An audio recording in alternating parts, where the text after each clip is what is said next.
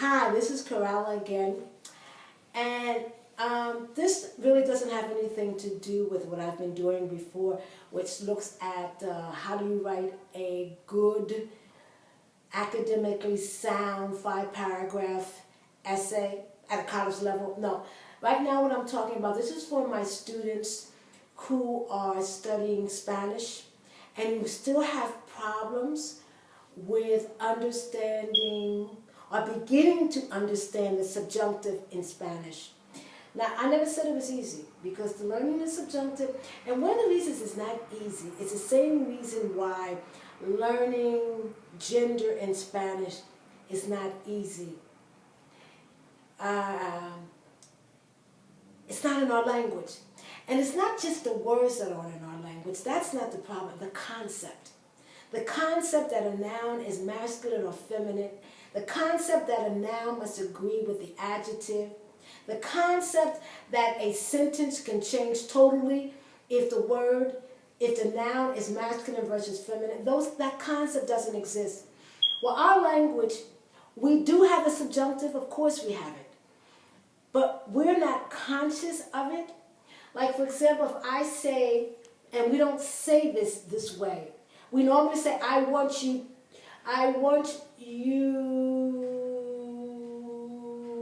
to eat your food.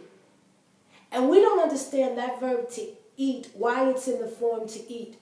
Or you can say, I want that you eat your food, which we don't normally say. Right? Because we normally will say, I want you to eat your food. But do you know it's correct to say, I want that he eat, not eats his food. I want that he eat. Not today so much. But let's say if you were to go back 50, 60 years, that's what people would say. Or they would say, I want that the king be chastised. Not that I want that the king is chastised, but that I want that the king be chastised. But we don't speak like that anymore. But in Spanish, the subjunctive is still extremely important.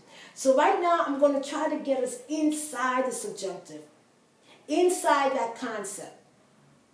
So first of all, you know you have a tense called the present, that we, as English speakers, we have a tense called the present indicative. I wonder if we even know what that means. Because sometimes a tense itself will tell you what it means. The present indicative. And indicative means to indicate, to state.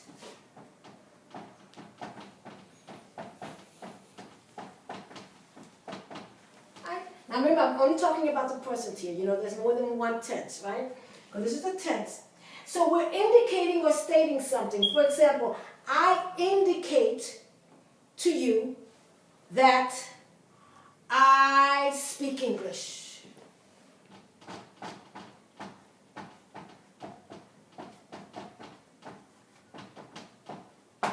I'm just indicating to you an action that I do. What do? I speak English.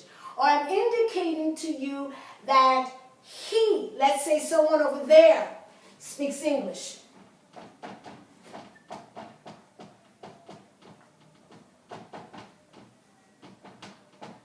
Or I'm indicating to you that I live in New York.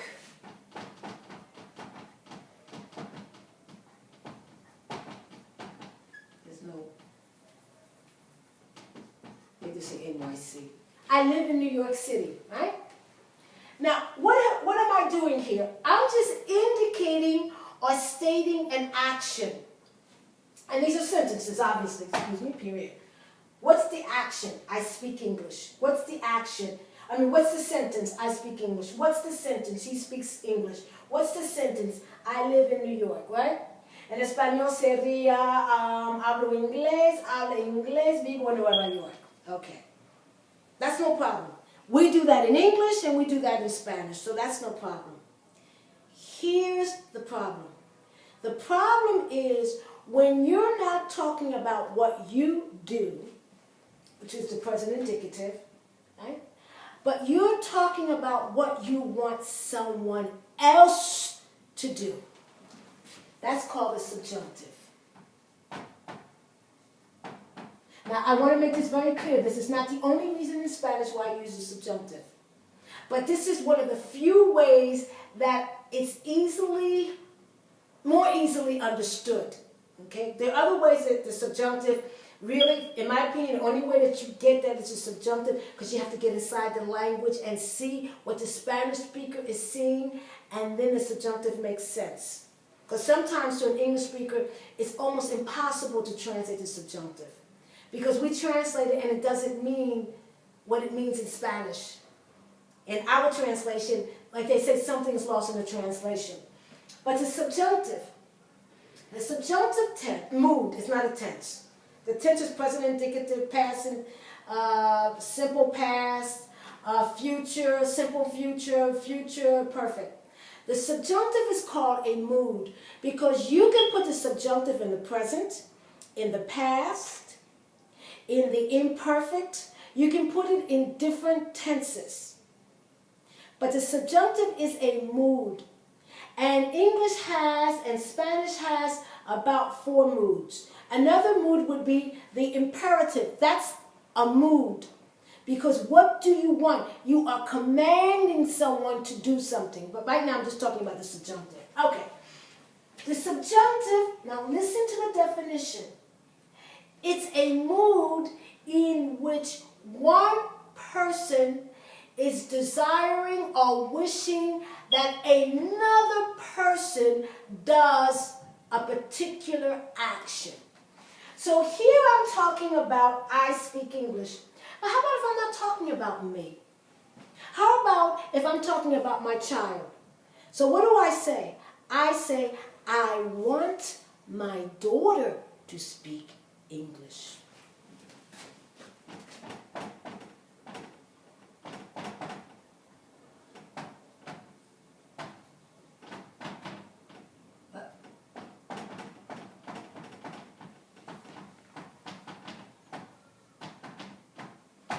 Here I'm not talking about or indicating what I do. I am talking about what I desire. Now, if you notice, in English it's I want. This is the simple present tense, no problem, present indicative, right? Present indicative, and then put I want, and in English you can't put that, because in Spanish you most definitely have to have it. So I want that my daughter to speak, well, with that you can't, you have to change the sentence. It would be like this, I want that my daughter. And this is the action that I want from my daughter. I want that my daughter, now notice this, I'm going to put speak. Now most people are going to say, that's wrong, that's wrong. In very correct English, if there's such thing as very correct versus not very correct, but in correct English, depending on whether the person recognizes subjunctive or not, you would not put, I want that my daughter speaks in our language. But most people would put the S. I do not put it. Because I'm an English teacher. What do you want? I know. Okay? Okay, English. This here must be in the subjunctive in Spanish. Because this is your desire. Quiero. Quiero means I want. The verb is querer. Right? This is quiero. ¿Qué quieres? Que mi hija hable. Que mi hija hable. English. So let me show you to in the present indicative, and then let me show it to you in the subjunctive. So if I'm talking about what I want for me, let me erase all this. If I'm talking about what I do or what I want for me, but I'm the subject of both actions, hablo. ¿Qué hablo? Hablo inglés. This is what I do. Hablo inglés. Or let's say I'm talking about what I want, but not for someone else, but for me. Quiero. This is the verb, querer. This is I want. Quiero hablar inglés. Okay, quiero hablar inglés. But there's a big difference now. If I'm not talking about what I do, hablo inglés, or I'm not talking about what I want to do, let me translate this for you up here. This is I want to speak English. But in both of these instances, I am the subject of the action. I'm the subject of speak. I speak. I'm the subject of what I want to speak. Quiero hablar inglés. But the subjunctive talks about what you want someone else to do. So I'm not talking about that I speak English or I want to speak English, but I want my daughter, or I want my son, or I want my students. So I'm the subject of the action, quiero. Right? ¿Qué quiero? Quiero que mi hija, ¿qué quiero? Now this part's going to be the subjunctive. Because I want an action from her. Hable inglés. Now in the next video we talk, I'm going to show you how do you conjugate a verb in the present indicative and how you conjugate a verb in the subjunctive. Present indicative, indicating or stating what you want for yourself.